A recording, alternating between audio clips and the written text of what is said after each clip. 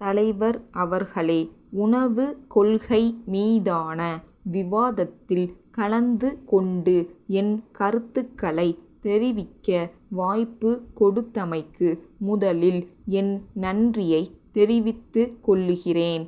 இந்த முக்கியமான பொருள் பற்றி பேசுவதற்கு உறுப்பினர்கள் அனைவருக்கும் அவர்கள் விரும்பும் அளவுக்கு நேரம் அளிக்கப்பட்டதை தெரிவித்துக் கொள்ள விரும்புகிறேன்.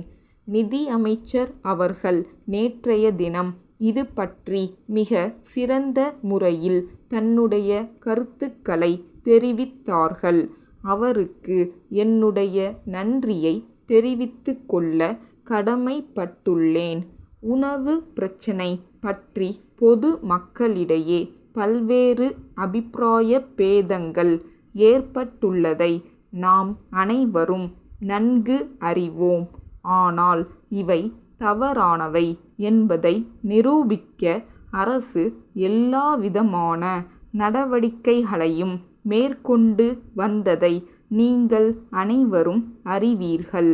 உணவு கொள்கையில் ஏதோ பெரிய அளவில் மாற்றங்கள் செய்ய அரசு முடிவு செய்திருப்பதாக பல உறுப்பினர்கள் தெரிவித்தார்கள். அவர்கள் அச்சத்திற்கு எந்த வகையிலும் ஆதாரமில்லை. ஆனாலும் ஆங்காங்கு சிறு சிறு மாற்றங்களை செய்ய அரசு கருதியுள்ளது. அரசின் அடிப்படை கொள்கைக்கும் இவற்றுக்கும் எந்தவித சம்பந்தமும் இல்லை என்பதையும் இந்த சமயத்தில் தெரிவித்துக் கொள்ள விரும்புகிறேன். கடந்த சில ஆண்டுகளாக உணவுத்துறை பல்வேறு பிரச்சினைகளை எதிர்த்து சமாளிக்க வேண்டி இருந்தது. இந்த அரசும் சிறு சிறு தவறுகளை செய்திருக்கலாம். அவற்றை நாங்கள் மறுக்கவோ மறைக்கவோ விரும்பவில்லை. அப்படி செய்வதால் எந்த பயனும் ஏற்படாது என்பதும் எங்களுக்கு தெரியும். ஆனால் அரசு கடந்த பல ஆண்டுகளாக மேற்கொண்ட நடவடிக்கைகள் காரணமாக கடுமையான இந்த பிரச்சினையை நாங்கள் வெற்றிகரமாக சமாளித்துள்ளோம் என்பதை உறுப்பினர்கள் ஒப்புக்கொள்வார்கள் என்பதில் எங்களுக்கு நம்பிக்கை இருக்கிறது.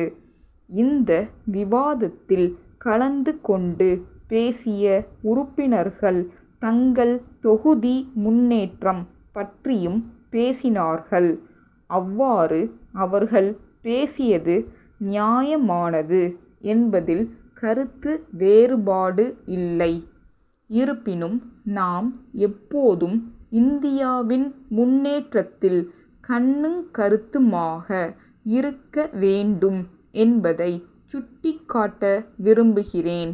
இந்திய நாடு ஒரே நாடு என்பதையும் நாம் அனைவரும் இந்த நாட்டை சேர்ந்தவர்கள் என்பதையும் நாம் ஒவ்வொருவரும் கருத்தில் கொள்ள வேண்டும். நிதி அமைச்சர் அவர்கள் பேசும்போது மற்றொரு முக்கியமான பொருள் பற்றியும் குறிப்பிட்டார்கள்.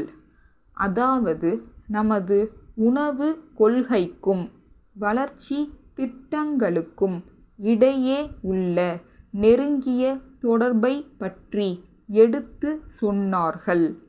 மக்களுக்கு தேவைப்படும் அத்தியாவசிய பொருட்களை நியாயமான விலையில் விநியோகம் செய்தால் மட்டும் போதாது. அவற்றின் தரமும் அளவும் நல்ல முறையில் இருக்கும்படி பார்த்து கொள்ள வேண்டியதும் அவசியமாகும். மேலும் பொது விநியோக முறையில் எந்தவிதமான முறைகேடுகளும் ஊழலும் நடைபெறாமல் பார்த்து கொள்வதிலும் சம்பந்தப்பட்ட அலுவலர்கள் விழிப்புடன் இருக்க வேண்டும் என்று தெரிவித்து என்னுடைய உரையை முடித்துக் கொள்கிறேன். புது டில்லி, பட்டேல் நிறுவனம், சென்னை ராமசாமி நிறுவனத்தின் மேலாளருக்கு எழுதும் கடிதம்.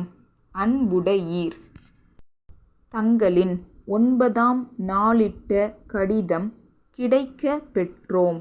தாங்கள் நன்கு அறிந்தபடி எங்கள் நிறுவனம் நாட்டின் இப்பகுதியில் நவீன தொழில்நுட்பம் உடைய தொலைக்காட்சி பெட்டிகளை தயாரித்து விற்பனை செய்வதில் முன்னணியில் உள்ளது. வெளிநாடுகளிலும் எங்கள் தயாரிப்புக்கு நல்ல வரவேற்பு உள்ளது. தென் இந்தியாவில் எங்கள் தொலைக்காட்சி பெட்டிகளை அறிமுகம் செய்ய எண்ணியுள்ளோம். இதற்காக எங்கள் விற்பனை நிலையம் அமைக்க சென்னையின் மைய பகுதியில் வசதியான கட்டடம் ஒன்றை விலைக்கு வாங்குவதற்கு ஏற்பாடு செய்யும்படி தங்களை கேட்டிருந்தோம். அதன்படி தங்கள் கடிதத்தில் தெரிவித்துள்ள அண்ணா சாலை கட்டடம் எங்கள் தேவைக்கும் வசதிக்கும் ஏற்றபடி அமைந்துள்ளது என்பதை மகிழ்ச்சியுடன் தெரிவித்துக் கொள்கிறோம். எங்கள் பொறியாளர் ஓரிரு தினங்களில் சென்னைக்கு வந்து தங்களை சந்தித்து கட்டடம் சம்பந்தமான ஆவணங்களை பரிசீலித்து விலையை நிர்ணயம் செய்வார். அதன்பின் எங்கள் நிர்வாக குழுவின் ஒப்புதல் பெறுவதற்கு தக்க ஏற்பாடுகள் செய்யப்படும் என்பதை தெரிவித்துக் கொள்கிறோம். தங்கள் நம்பிக்கையுள்ள